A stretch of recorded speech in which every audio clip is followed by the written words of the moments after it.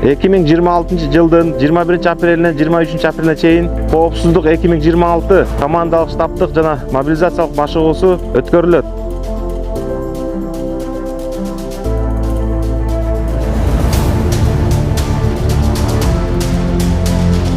Машыгуунун негизинде Араван райондук Аскер комиссариаты Чегабат айылында жайгашкан Арипчан Тургунов жатак мектебине резервден келген аскерге милдеттүүлөрдү тосуп алууга толугу менен даяр.